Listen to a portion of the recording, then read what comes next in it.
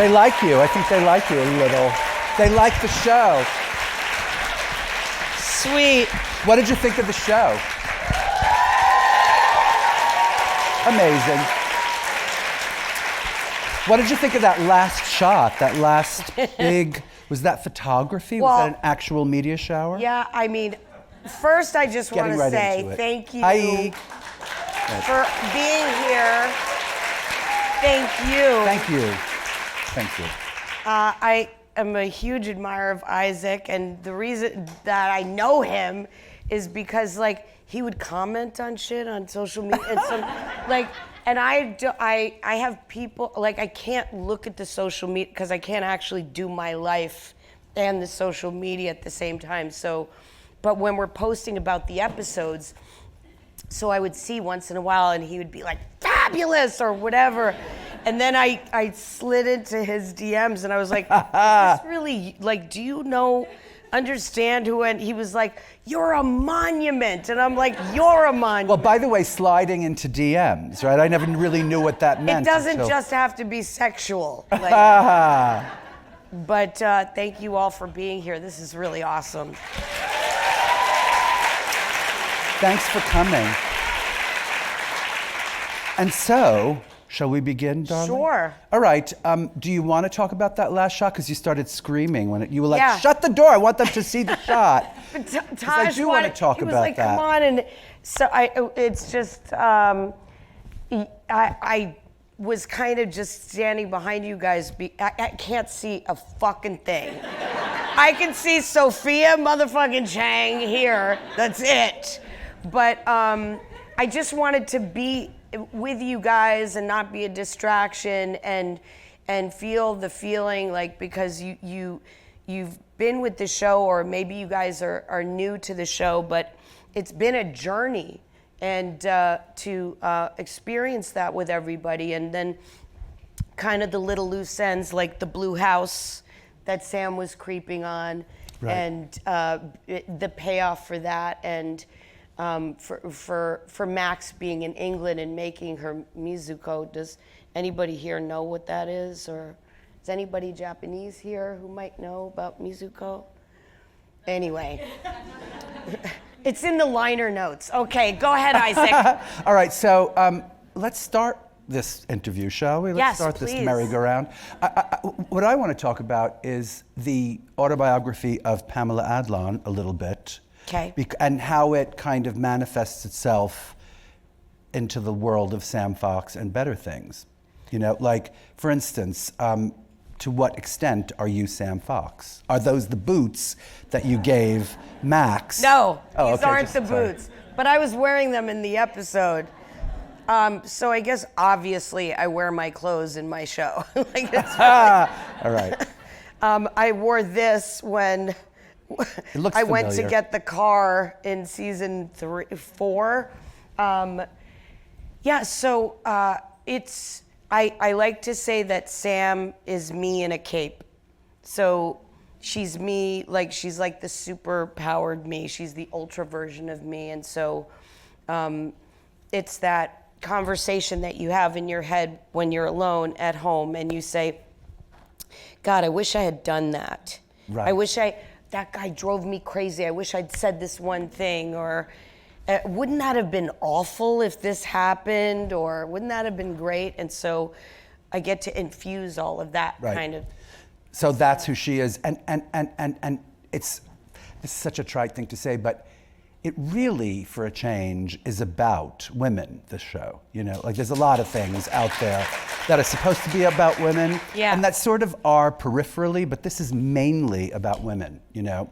And you know, I fought that. Like, I love that you're saying that, because I started doing this show 7 years ago, and, you know, I've always lived in a very, like, kind of a masculine space, you know, in my head. When I was growing up, it was called being a tomboy or being androgynous, and now it's fluid, or you know what my kids and their friends and the world that they live in. You know, and so it's exhausting. It's exhausting. Yeah. And I'll explain it to you, but I didn't really like my show to be just, you know, I would say to my network, don't market my show to women. That's the built-in audience. You know, I'm a single mom. And I worked very hard to make my show something for everybody, something that everybody could relate to. And so it was really important to, who are you texting, Soph? Oh, wow. The whole fucking But wait, time. but listen, I knew no. you were texting Hesock. But I have, so you're talking, to get this on track, like, it's about mothers and daughters. Yes. Do you have daughters? Yes. You do? Do you have Yes. 3 daughters? I do. I have three kids. And Oh, 3? Yeah. Kids. Offspring. I Right, have exactly. 3 Exhausting. offspring cunt trophies. That. Let me just polish it. Woo! But the reason why I'm saying that and making that distinction, because, you know, my mother's English, and I wanted the show to not be anything but like an international show and something for everybody. Everybody grew up in some kind of a family. And now it's 7 years later, and I realize how important the show is for women, and being a woman, and not ever learning about the things that happened to me through the years and after I had my kids, and my kids are all grown, and you know, menopause, and you know, when I was like, Right. yeah, menopause. Woohoo! Fuck yes. Yes. Totally. So awesome. But yeah. So, but the thing about that is, like, I sat in the writer's room in season 4, and I had gone to the it used to be the OBGYN, now it's just the GYN. Wow. And there was a pamphlet on the table, and it was like this loveless green pamphlet, and it just said, the menopause years. Which is different than the wonder years, I think. Different than the sorrow and the pity, actually. Exactly. Yeah, right, yeah. But I missed the first 3 seconds. Right, so you can't, exactly, wow. But I hung this pamphlet that said the menopause years on my board of my writer's Your room. inspiration board. Yes. And it was when the whole season was mapped out, all of season 4. And I kept staring at that loveless, that pamphlet that was just like this, that floating on the board. And I was like, what can I do? And then I asked by email a group of my female friends, in a big email called Bellies and Beards. And I was like, what do you guys think about this? So many people were so ashamed. My friends, and they said, I'll tell you this, but don't tell anybody what I'm telling you. Right. And what was happening to their bodies, and the shame. And the scene that derived from that, what you're talking about. Right, that like scene, the witness darling, protection. it was something unbelievable. It was a watershed of Thank you. You can't even call it feminism or something. It was a watershed of artistic, really, it was something beyond. I really appreciate that. Love that. Yeah. Clap your heads off. All right, so wait, I want to ask you about your English mom. Is she as horrible as Celia Imrie? My mother used to drive me so crazy that I would just, like, I don't know, I would want to drive my car into a brick wall. Like, don't tell me about going to the store, the same story or whatever. And one day I just changed my perspective and changed the way I saw my mother. And I thought, you're funny. She's funny. This is funny. Why does it drive me so crazy? You know, and I bought the house next door for my mother. The whole thing is true. All of it is lot of autobiographical. Okay. 50%. But In a cape. But with her in a cape. Right. But the thing about my mom is that anything that she says, I could just press record on a tape recorder. All of that shit went into the show. Right. I mean, and so when I was able to change my perspective on how I was dealing with my mother, it changed my life. And the way I would change my perspective on things that would happen that were funky to me or at me or like with rage or with, dealing with people and moods. It's like, we know Sandy Bernhardt. She's a friend of ours. Yes, we do. So I did a movie with Sandy a million years ago called Plump Fiction, which was... I remember that, actually. It was a parody of all Yes. the Tarantino and, movies. Right, and that wonderful young actor was in it who was so handsome, her really good friend, and he did a scene where he was masturbating or something. I seem to remember this. Plump Fiction. Sorry, yeah, okay, so Plump Fiction, Sandy, Celia Imre, moms, Jewish mom. She's not Jewish, though, you remember, right? But the reason why I'm saying is Sandy told me to take Kabbalah classes because Right. that was the time that she was doing it. Yes. So I took 2 Kabbalah classes with my friend Susie, and then I kind of was like, Yeah. I'm just gonna slip away. Because Exactly. they gave me like books like And this. also, they claim to know the secret of life, and it's like, well, sorry, I can't stay. But here's I the thought thing. I liked you. But Yeah, exactly. I can't do all the notebooks and stay for all the classes, but I did get this wonderful thing from the 2 classes I took, which is being proactive in your life and not being reactive. And it's about taking a breath, and you take in whatever's happening, and then the motto is bad for my life, good for my show. That's always the way, and that's part of the tragedy and the divine thing about being an artist, right? You take That's from right. that and you. But now, like, what I want to ask you, this is a really interesting facet of what I've observed about the show, is that Sam Fox is capable of having that mother, right? Yeah. And not being that mother. Mm-hmm. And I don't know. I watched my sisters Yeah. sort of be the same mother that my mother was to us, and it's tragic to me. It's like, Oh. and I wonder, like, what kind of a mother are you to your daughters? Mm-hmm. Speaking of capes and not capes, and the Hollywood version of something, and that beautiful shot at the end with the meteor shower. Do you think it's possible Yeah, for you to be a different mother, for Sam to be a different mother? Well, as a mother, I didn't have a partner, so, and it was also, when you're raising kids and there's a dad in the world somewhere, it's kind of even harder than a father who maybe passed away, or something like. There's no closure. Right. And I had a very volatile father growing up, and I didn't want to be that way. And so I took from, like my friend who was the first mother that I knew, who was one of the best people, in the world, Liz Abbey. I loved her. And then this other woman I know who used to be related to me, but she's not anymore. No names, it's fine.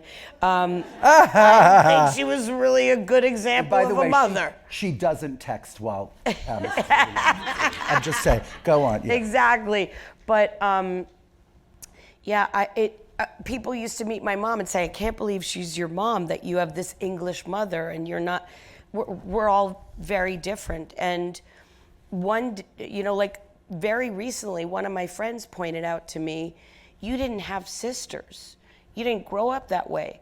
And I'm raising, from early on, 3 girls, daughters. Mm-hmm. That is fucking hardcore. Let me tell you something. Oh, yeah. And that is a good boot camp for anything. People are like, how did you do it? How do you direct the show? How do you write the show? Look at this shit that I was doing before. This is nothing. Right, childbearing makes Yeah. everything look. But getting to this a little bit deeper, if you don't mind, I noticed that a lot of the emotions are kind of created on the show by the eschewing of it. Like, you're sort of right at the apex of something, and then someone says, I gotta take a shit, and that's kind of how you make it so Yeah. deeply, deeply felt, because A, it's very real, but also it's like, yeah, and that's the experience of the show, The left right? turns. The left turns, but I noticed that this Phil is such a bitch, relentlessly, always, never. There's never a good side to Phyllis in this show, and then the thing is, like, yes, Sam is a very real 3-dimensional character. They all are, right? But I notice she defaults, even when she doesn't know the answer, she says she doesn't know the answer, as opposed to like Phil, who is really this person, this hard, who's everyone's mother is like Right. that, but you're not like that to Max or to Frankie or to Duke. But, Duke, right? Exactly, Duke, right? But there's other sides to Phil, because it's interesting. Sam and Phil have had wonderful moments, and in season 3, you've had fun. You've had fun. We didn't had you fun, just? didn't we just? Didn't you just? But when Sam and Phil have this conversation, and Sam doesn't approve of Phil's relationship with this man who's still married, but his Right. wife has Alzheimer's. And she says, well, it's not a matter of how are you married, but how married are you? And there's different God. levels, right? Yes. So, but I mean, I guess it's not, I don't know, I feel differently about it, because I feel that it was important for me to never show black and white with people, and to see the other sides of other characters, and even have a little bit of empathy for, the girl's dad when he comes, Right. or whatever. It's right. just- No, I think that's very well done, I have to tell you. Thank I you. do. I think it's very round, Yeah. Speaking of this idea of themes that run through the 5 seasons, right? Yeah. There's definitely like an arc. It's definitely like something that you watch over 5 seasons, right? And that's really what I want to spend some time on, this idea of where you started with it, where you ended with it, how you kind of put this together. Did you see it?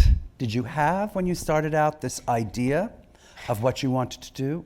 Well, I mean, I just, I started out wanting to, make a pilot, and then it was like, oh my God, it's getting picked up. Wow, what are we gonna do? And when I spoke to John Landgraf, who's the head of FX,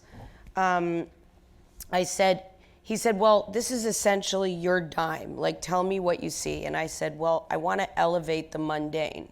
Like, I've never really seen, women like me on television, and I love television. Me too. I love it. Clap for television. Let's okay? clap. Yeah. I also love colors and eating out in restaurants. But I love. I wanted to see kind of like when I would see women getting together, they were all wearing like Louboutins, and they'd all be like. Yeah. Like all just the other kinds of shows that we're not talking about here. Yes. So, wow. So I just wanted to kind of see. Where they shame somebody you like for me. having menopause, by the way. Yeah. Maybe. Maybe a little. But I really could have used, I call it like those robot moms when my kids were young. I wanted them to open their lunchbox at like a Raiders of the Lost Ark aglow, and I would be like, "What did you make your kids for lunch?" And I know that my friends and I we're normal middle-aged women, and we could go into a bank and rob it and leave, and nobody would fucking bat an eyelash. And it's just that it's that thing that you realize you walk through your life, and once in a while somebody's like, hey, what's up? And then all of a sudden there's no more, hey, what's up? That just dries out. Oh, I know. It's the most horrible moment in You're life. like, oh, I'm not doing this. I've done that since I was 18, and now I'm in there was no sex until 18, and then there was sex all the time except for 3-month periods in between then. When you were freaked out and got rid of scared. that Yeah, one, exactly. and Yeah. now it's just nothing again. and it's just this weird thing. I mean, I'm fine. You're happy. You're happy. Very happy. You're happy. Yeah, exactly. I'm happy. Yeah. And but I really wanted to kind of just tell stories. And I don't think that my show could get sold now because there's so much It could content. not get sold right now. Not at all. No way. No. There's so much content. You need to map out the first 3 seasons. You need Yes. to have like a proof of concept. They'll break you out into rooms. You could have, 8 to 12 episodes written and you still won't get picked up. It's super competitive.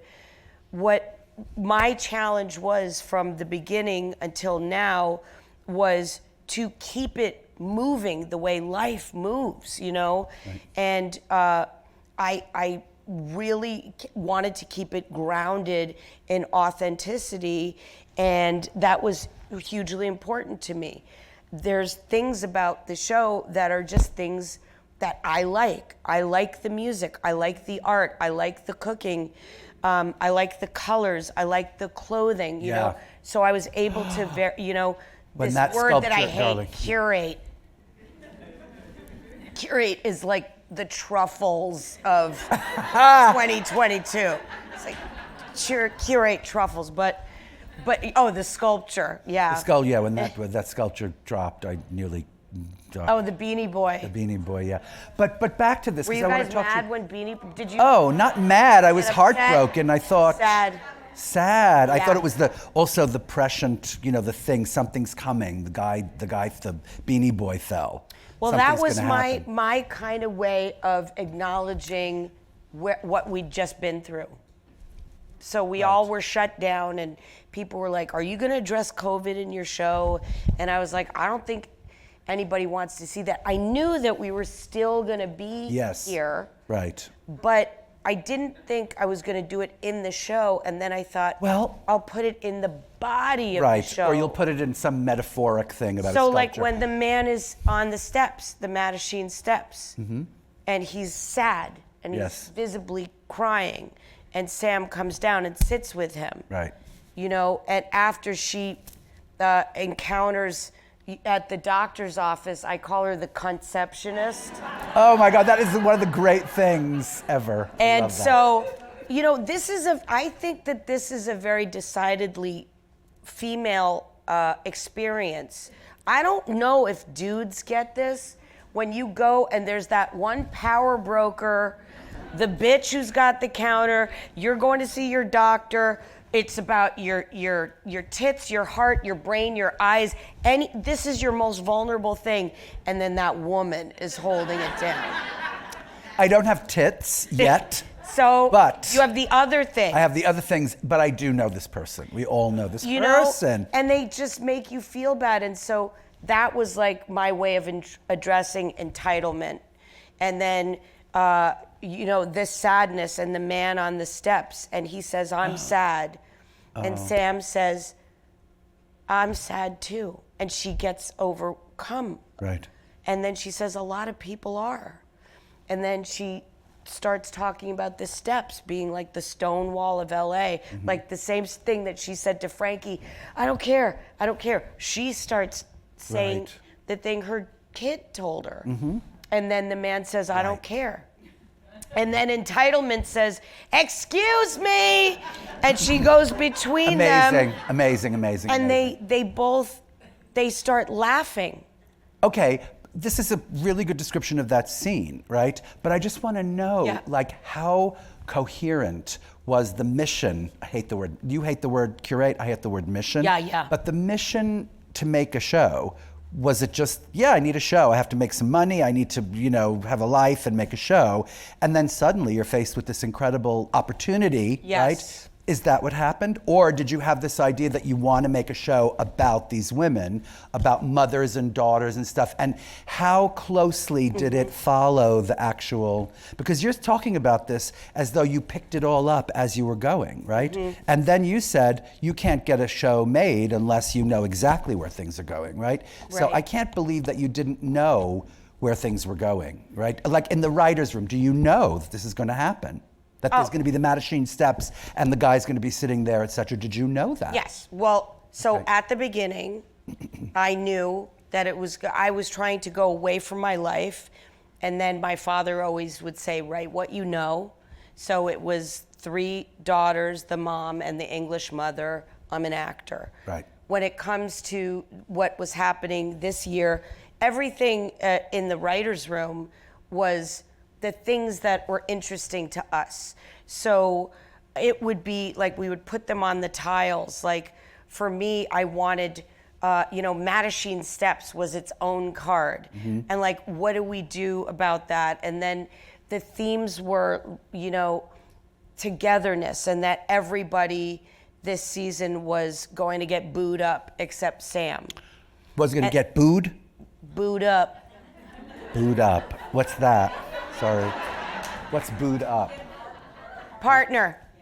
Oh. They'd get a boo. Booed up. Booed up. Oh, got Yes, it. Okay. bayed up. Bayed up. Except for Sam. Exactly. Right. And so that was, everything was very much by design. And it was, Phil lost her brother, and it really wrecked her. And so seeing Phil dehorred, and Celia wore a wig for the first 4 seasons as Phil, and I said, we're going to take off the wig, and just seeing her go through these phases of which led her to England. And we went to England because I couldn't get Celia to LA because she historically doesn't fly for medical reasons. So that was all begat from the fact that Celia does the Yentl Papa Watch Me Fly QE2 every year to get to LA. And I couldn't get that bitch to LA, so we had to go to England. She sails to LA? This is the craziest. This is like when Lucille Ball got pregnant and they decided, well, we have to make the season about Lucy getting pregnant. That's right. That's hilarious. Yeah. I have to say, by the way, I resonated with the guy who hated the baby on the plane. Okay, I'm sorry. I'm just going to say that. I was the guy who hates the baby on the plane. Sorry about that. And I was like, really? Sam likes that baby that much? That's so, yes. That's I'm sorry. So funny. I know. No, I it's love kind of that. hilarious, but I love that you're saying that.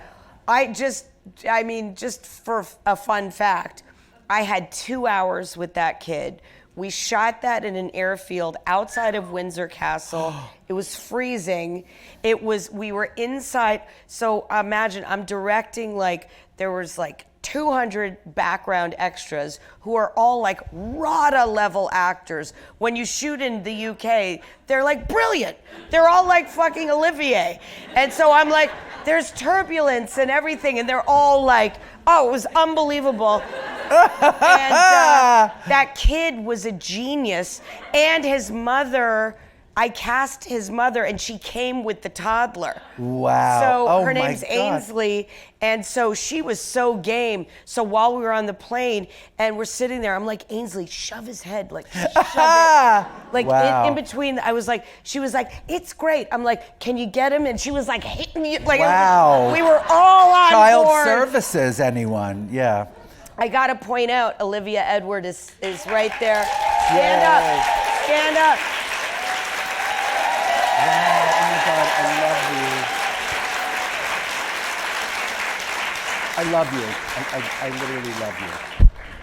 That's my kid. Wow. She was so small when we started.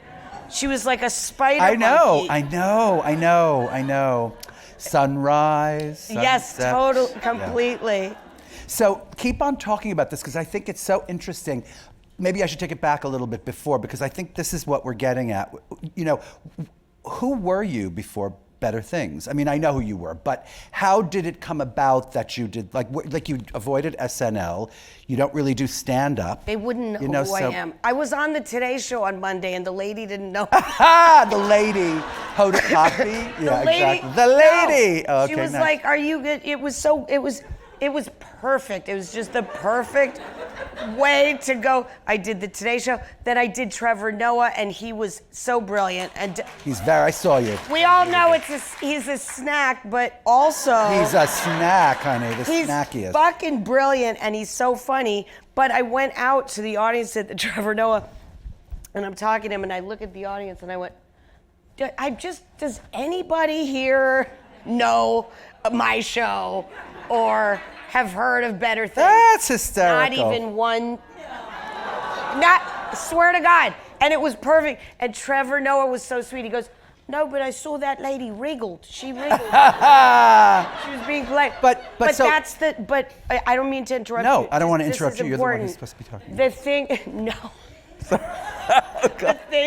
The thing that's, you were asking me, who I am. Who are you? This is Sam Fox. This is my brand. It's like, you know, kind of, we may know, Yes. but you don't know. No, of course. It's like, can you get a seat in the restaurant? No, you Wow. can't. You know what I mean? But I could get the 92nd Street Y filled up.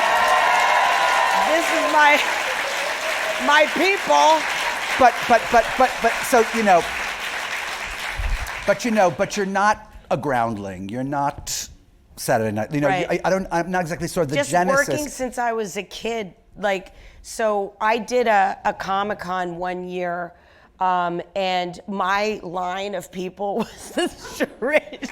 It was just like the guy who's like holding the copy of Ford Fairlane, and then like the Grease 2 people. Woohoo! And then like all the animation, like Recess, and you know, it's a weird career. The Californication people, Right. Who, you know, and Right. just like the Facts of Life, like it's weird. Like nobody, like my life is bizarre because I seem youngish, but I'm not because I robbed the dry cleaners on the Jeffersons. That is a fucking That's true nice. fact. That's nice. That's nice. It's crazy. So it's like a whole weird career. So you make this show. You make this show.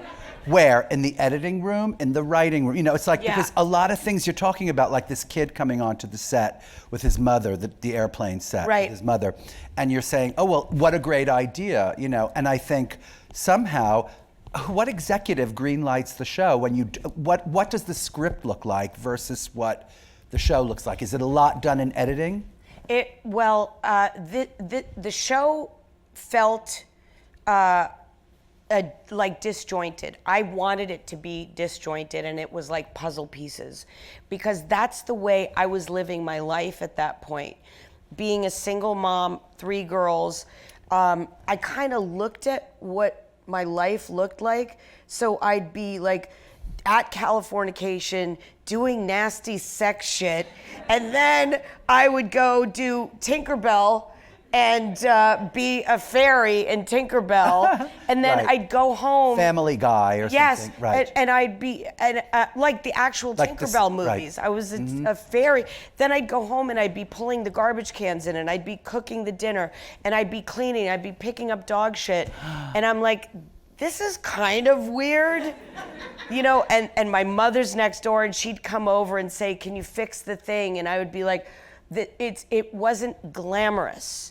And it was just like a working actor and not a star. Like that was all very much my life and by design Right. in the show. And you come from it, right? Like your dad was a television Yes. executive. By the way, do you know Stanley Siegel? Because if you do, give him my phone number. I Stanley don't. Siegel. I Okay, don't. because he was the star of that show, AM New York, or whatever this. Oh my God! Stanley Siegel. No, my Like you were dad really was young. my dad was Don, and he produced the Dave Garroway show, which then was AM New York, which then was the Today Show. And so when I was on the Today Show on Monday, I was Right. it was an incredible honor. So you have written the show, you have directed the show, you have starred in the show, right? Who edits the show? So I have 3 editors this season and last season, and I've worked at the same. I had one editor who was my assistant editor in season 3. I made her an editor this season, Susan Mandel. Annie Eifrig is my lead editor, and what she and I do together is it just moves mountains. It's like, Oh, well, yeah. Yeah. Talk about that, because how much of the show is created in the editing? You know, there was that moment we were sort of texting about with the coyote. I'm thinking, like, when did they write a coyote is heard, like, in the distant? I love that. Because- Yeah, I love that you because picked up on But that. you know, it's like a million little things like that. And how do those things come about? I guess, tell me. Yeah, Tell me. so when we shot, the interesting thing is that this season, so I'd be, you know, if you saw Sam making borscht, so she's in the house yes, making we borscht. did. And then you know, they pick up all the stuff, and she made the popovers, and the kids, we open the door, right, Olivia? And we leave the studio. We're at CBS Radford, like a real old-fashioned movie studio in Studio City, LA, where we shot at the corner of Gilligan's Island and Gunsmoke Way. Wow. And we open the door, and then we're in Altadena, which is where the original Hero house is for exteriors. And we're walking up the street in Altadena. We go to Phil's house, we open the door, and we're in the UK because we had to build Phil's house in the UK this year. Wow. And so that's one element. So you spent a lot of time in the UK shooting this. We did about 4 weeks. But the reason why I'm saying that is you come up with the idea. Right. You have you go to drafts, you write the drafts, then you get the actors and they breathe life into it. And then you get the locations and, right. and the situations. And then, you know, Pamela is like, oh, where are you from? You're from Turkey? Did you sing when you were a kid? You did? Okay, upgrade. Come here. You're gonna sing in the scene. My line producer's like, oh shit. Oh, now I have to call the agent. Yeah, exactly. Exactly. Right. So a lot of stuff happens organically, and I have been incredibly lucky because you're asking me about the inception. My network really gave me the freedom because they saw something in me, and they promoted me as a filmmaker and as a director, and I never would be here if I didn't have this group of people who did that for me. Mm-hmm. So I'm able to do that, and then we go into the editing room, and it's like, you made all your bricks, and now you have to make your house. And you go into the editing room, and I have my cues, the cues that I'm musically married to, which, like in season one, the finale, which I think we screened that one here as well, was called Only Women Bleed, based on the Alice Cooper song. And I wrote all the lyrics into the script. It was very cheeky. And I was like married to the song, and we were already shooting it when I found out that we were able to get the cue, but sometimes you get your heart broken. And you can't get the music. That's right. Oh gosh. But when I'm in the editing room, so like you said, the coyotes. So Sam, she gets hurt, and her mother's being an asshole. And it's really harsh. And then Frankie does the slow clap to her. Right. So awful. I know. Just, wow. I love. Wow. My people. Wow. This. Really like that. She does the slow clap, and then Sam fills her bowl with borscht, leaves, and then that one, she goes. That's amazing. She goes right in. What? She goes right in, and she reads all of them, including Phil. And it's a brilliant scene. So good, Olivia. So good. Darling, I knew I wore pearls for a reason, so I could clutch my pearls. Okay? You're so sweet. I love you. Clutching. No, so I have two little things I want to, before we get to the questions. I just want to speak about, for 1 second, what inspires you, what you have been inspired by to make such an incredible, kind of story for the past 5 years. What do you think is like inspirational and predecessory to this? And don't say Grease. You're one of them. You're one of the people. But it's true. It's true because I always kept like a checklist in my head of my hi. Hi. Did my mic go out? What happened? Oh, because what? Hi. What happened? You're in trouble. My mic went out? Oh, my mic. Oh, your pearl. Sorry. Oh. Okay. All right. Well, thank you. What's your name? I project. Robert. Thank you, Robert. It's on. Oh, okay. Hi. All right. Sorry. I would keep like a checklist of things that were my inspiration. And so like Diedrich Bader was on my checklist because he and I He's a snack. He's a snack, totally. And he's somebody that I worked with for years and years in animation, and I kind of just went, one day, if I'm a boss or if I have a show, this is what I want to do. This is what I want to see. This is what I want to hear. And I've kept a journal since I'm 9 years old. I've recorded everything. I shot everything on 8mm, on Super 8, Super VHS. I shot a movie when I was a teenager on 16mm. I made a documentary. I was writing songs and poems. And then it finally caught up to me one day. I was like, oh, I've been doing this for all these years. But I was just so myopic. Oh, I'm just an actor waiting for the phone to ring. It was all there. And so my whole thing is like, I hope that it inspires people to do other things. When I say something like, bad for my life, good for my show, apply it to anything in your life. Anyway, what an asshole. Go. No. So basically, you're saying that it's a pastiche of things that inspired you. It's not like 5 things. You know, it's not all That's about right. Eve and Hannah and her sisters. It is those, though, Okay. too. I just took a stab. All right. So now, this is what I would love to talk Siri, about. look up pastiche. Somehow, I don't think this works either. Oh, this works. Okay. Yeah. Because the other thing. So is there something that's very hard that you hate doing on the show?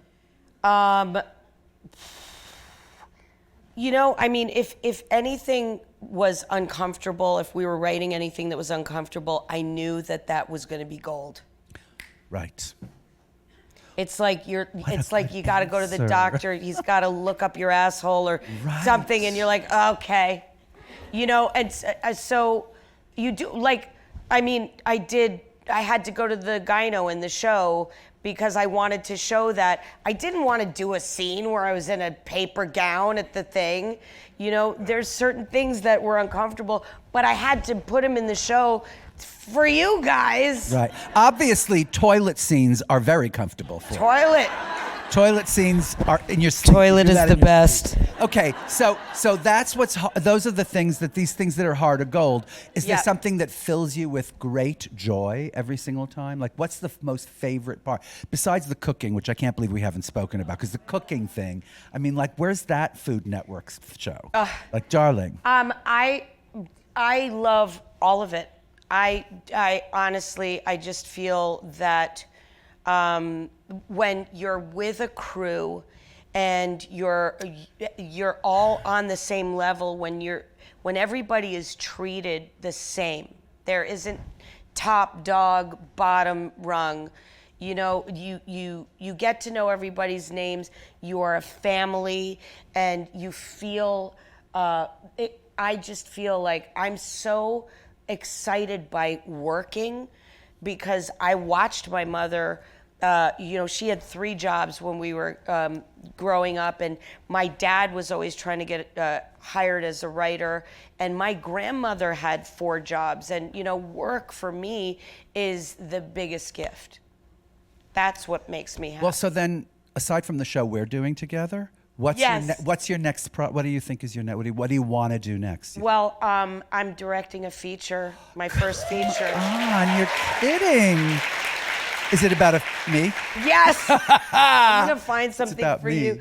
But I also I'm developing It's a other. desperate ploy. No, you're in everything. Yeah. But I'm developing other artists. You know, I mean, there's people that I'm inspired by, and people that I want to work with, like Sophia Chang, who started Uplift Her Potential, and you know, there's a lot of people that I am developing their projects and mentoring, and that's a huge part of what's happening for me next is Great. that. Wow. All right. Well, I think we're supposed to take questions now on cards. Cool. Is that right? Someone's going to bring us some cards from the audience. Or I don't just know. you guys They shout said shit out. 9:45. It's now 9:50 or 8:50. Yeah, just bring us the cards. By the way, don't you? Robert. The woodwork on stage. It's very chic. I just want you guys to know that my mother called me yesterday and she said that she sent me pictures of 2 necklaces that she made at the 92nd Street Y in the 60s. Come on. Which is so cool. Love She made being them here? Yeah, she made them in here. therapy or something? I'm not sure. In the art room. Oh, in the art room. Yeah. All right, so here's a question from Anu McGee. What were the things you wish you could have done episodes on that you didn't get to? Or scenes that you wish you could have shown but didn't for whatever reason? What's next? Really? I just want to know so I can From think about Stephanie. it. This is from I Stephanie. mean, Jesus. Sam's That's role. like writing a whole fucking season on you. What am I going to do? Sam's role in the think queer about- community Yeah. is steadfast. Yes. You talk more about producing such an inclusive show with amazing dialogue. For example, Frankie and Sam's conversation about being non-binary. And thanks for making art that we can be seen. And that's from Stephanie. Start with that. I love that. This is the thing. This season, everything was just normal. It was just normal. I wanted to have a storyline about abortion. That Rich takes Max to go get an abortion, and it was just a story. By the way, that actress, I am obsessed with her. I want to love her for the rest of my life. Mikey Madison. I love you, Mikey Madison, wherever you are. I love you. She's in LA. But I wanted so the abortion storyline, and then the gayness. Like I love gay. Like it's all over all of my shit, you know. But that one episode having, the pronoun conversation with Frankie's one thing, but then in 507, when Sam's having the conversation with the young Vietnamese boy, and she's like, "You're running out the clock on your childhood. That breaks my heart." Honey, when you said that, Yeah. I wanted to. And when he says, "The truth of the matter is, I'm not the one in the closet. My parents are." What a great thing. You know? Yeah. And so for me, it was just, it was important for people to see that. So they don't Glitches feel and all, so like devastated. shit and all, because it's not that easy for Sam, and she makes a few mistakes, Of which course. is great. Of yeah, but you're not course. supposed to. You're not supposed to, but she No, does.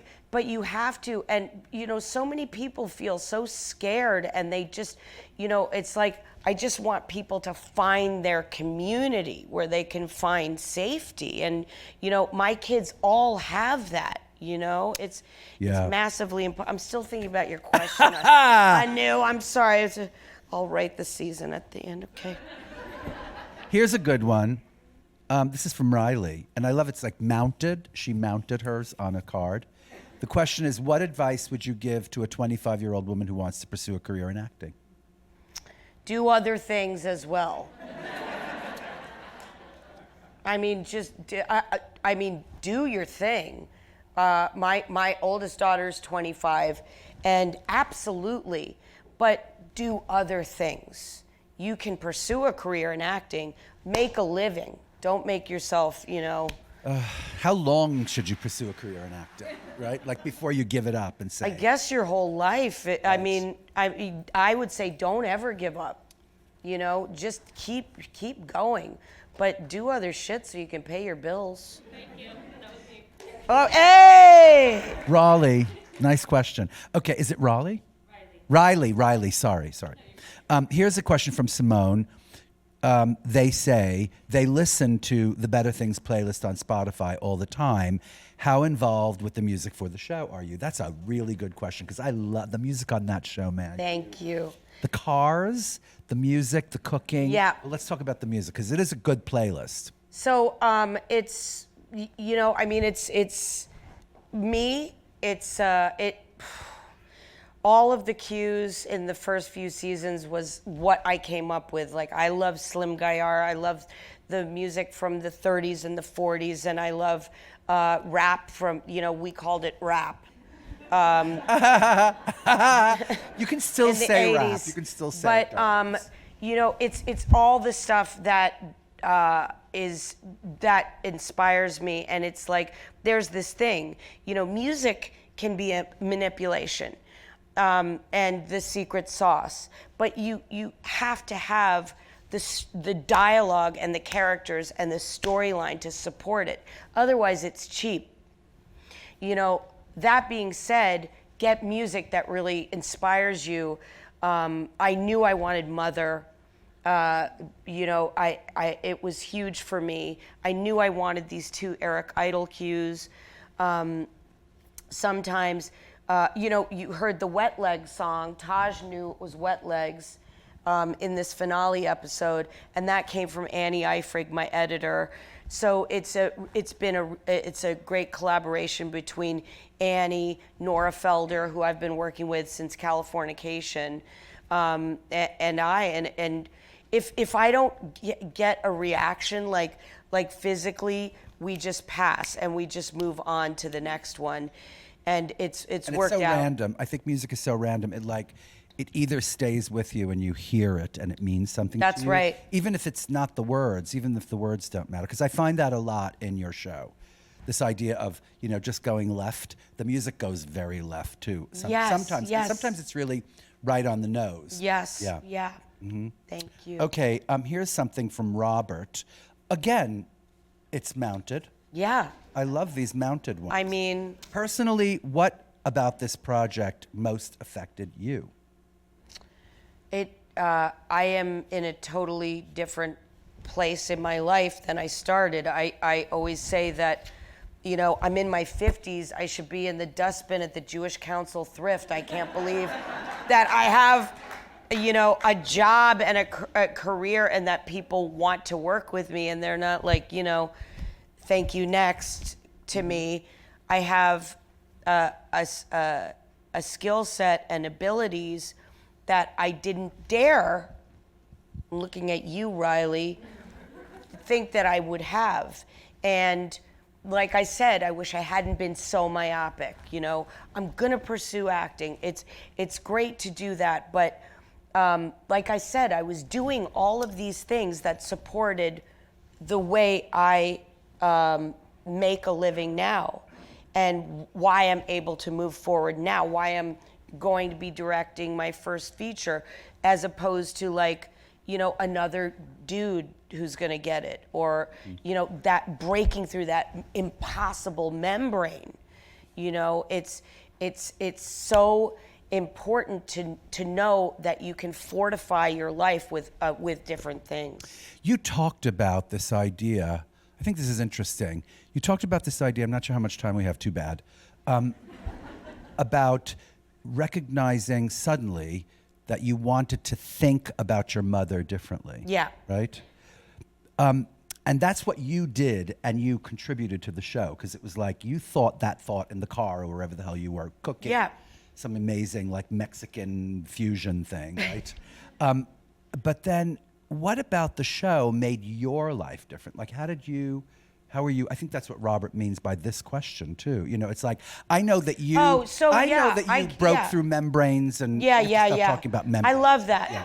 I mean, I said it once. I mean, membranes. Well, you said cunt trophies too. Yes, I did. I did. Yeah, exactly. All right, I did. But I mean, like, what about the show really made you different? You know? I love that. I love the way you rephrase that. Yeah, I love this guy. Robert, you're a snack. Okay, sorry, go on.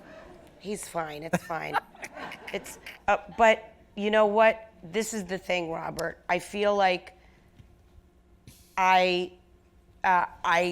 became a better mom. I'm a better mom now than I was before. And so what I would do is I was thinking about all of the things as I was moving through my life.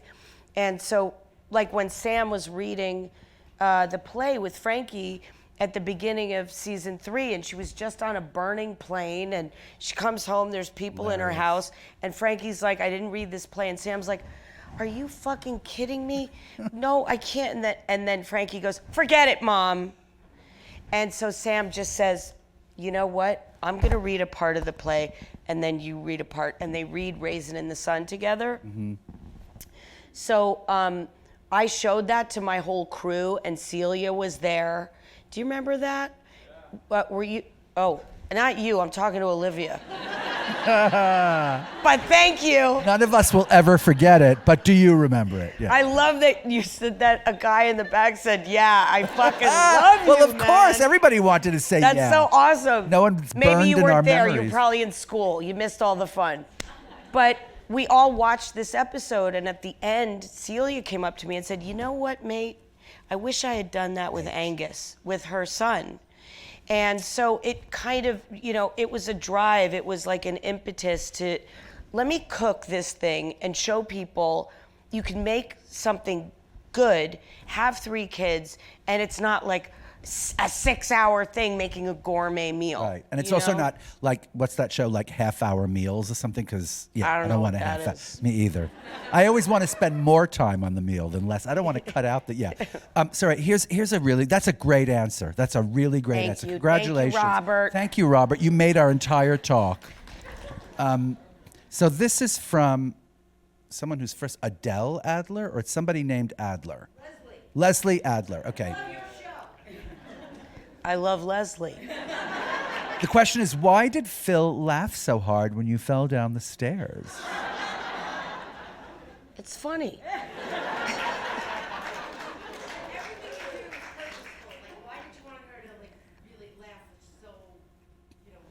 It was vicious, but then it was kind of... Leslie, you know me. I don't like to explain. I like you guys to figure it out for yourselves. It's a good answer, really good answer. I have to tell you, I was also very affected by that because it was so real and so vicious, but also then you could tell But it was... Sam laughs too. Well, Sam laughs, and then you get why she's laughing. She's laughing not because she's a horrible bitch, but because she is that, but also she's your mother and she's worried and she's scared and she's nervous. I could break it down a million different ways, Leslie. Honestly, because these are 2 tough women. You shake it off. That's one explanation. You don't alarm somebody.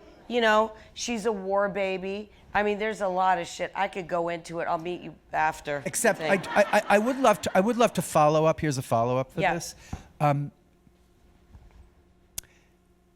Because Phil is so sturdy and she's so present and sometimes you write her like a little Alzheimer-y, which I kind of love. Right, right. And you get scared because you think this is in the future for this woman, right? And then other times this woman is in complete possession of her faculties and she's manipulative and she's doing this, Right, obviously, I have mother issues. I love that. We're getting here. We're getting somewhere. No, but it's like, how present is your mother in your life in that way? I mean... Is that too personal? Honey, sorry. She is there all the time. My mother's a constant. She's my mom boyfriend. That's it. I'm cock-blocked for life. There we go. Right. There's my +1.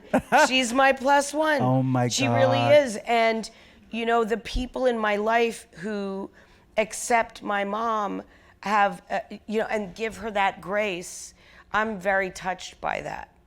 And my mother came to this country to be with my father. They met in Paris at the USO. She converted to Judaism. My father was Orthodox Jew. My mother was Episcopalian. I don't know if you guys saw my Finding Your Roots, but I found out all kinds of crazy shit on both sides of my family. Wow. I can't just have bombshells on one. So she is somebody that my kids grew up with their grandmother next door, and it's just. It's a blessing. We all are very happy about it. And she's resilient like that. I'd like to get some D once in a while, but it's cool. Well, by the way, there was one little tiny, speaking of references, like little tiny references, there was one reference to bridge, the game bridge. Yeah. Darling, if you play bridge, we are going to be so close. I don't How know how did to you play. miss that? How did you miss it? I know. It was one of the great things, and nobody in this audience plays bridge, by the way. If you do, slide into my DM. All right, so here's a question. This is hilarious. Oh, this is also mounted. I don't know okay, it says. Also, Olivia's 15, so don't act like, Oh. I mean, it's Well, fine. now you're 15, but you you should started. hear how her mother talks. It's fine. We talk like this in front of, it's fine. I didn't want anybody to think She's an that I was actress. She's being an artist. inappropriate. Okay. All right. Here's a question from someone called No Name. Oh, it's No Name. The question is: did you actually pee in a diaper, or did that come from a story you heard? Because my friend did do that and told everyone, is convinced you heard about it, and I think you're about to be sued by this person's lawyer. But. No, it comes from my own experience. I was in Spain. I had the three of them. I was in a rental van, and I was desperate, and nobody was coming, and I couldn't leave the car because I had a baby and a toddler and a 6-year-old, and I pissed in a diaper. It didn't hold. The diaper? Yeah, diapers don't. Did not hold. One of my dogs has That diapers. was a grown, breastfeeding mother pee. How many cups of pee was it, would you say? 2 cups? It was a lot of pee. The extra E is for extra pee. Exactly. Okay, so I'm going to get back to this question because it's obviously gold because it makes you go, Yes. I don't want to answer it. So Yeah. What were the things you wished you could have done episodes on and that you didn't get to? Or scenes you wished you could have shown but didn't for whatever reason? You know what? Like you're doing that Sam Fox thing that... Yeah. You know what? I'm just going to keep this one. And I'm going to think about it. You're not going to answer it. No, I mean, this is a lot of work. It is, right. This is homework, and I'm going to think about it anew. Anu, where are you? Oh, I thought you were saying anew, like... Anew? you would think about it Where's anew? Anu, A-N-E-W. They're not even here. Wow, okay. That is what I'm talking That about. is- That is a Sam Fox fucking moment right fucking here. Wow, that's beautiful. I think we're Perfect. finished. We're concluded. Yeah. We're done. That's it. No, too late. No, sit down. Mm-mm. Really? Are you Anu? No, I wish. Oh, okay. What, you had a last thing? Yes, you're an icon, Isaac, so it's very exciting Thank you. to see you just on that. You're so sweet. Yes. I work at SNL. We all love you there. Oh. And on the note of being proactive, not reactive, and continuing to go after your dream, Leslie, I'm a writer. I spent quarantine writing a Better Things spec script and then a folder that matches your coat. Can I give it to you? Someone pick it up. Well, I usually don't take submissions, but okay. Thank you. Thank you very. Oh, honey, don't shake. Come here. Very sweet. Very sweet. What's your name? I thought you were gonna ask me to be on SNL, I was so gonna the say, joke's on are me. you gonna- It's like, what's your name? oh, Great. Darling, here's my advice to both of you. Lawyer up, okay? I know, Seriously. Brianna Lawyer up, Jacobson. Brianna. Okay. Thank you. Well, we're finished. That Thank was you all so amazing. much. I love you. I love you. Thank you, thank you, thank you.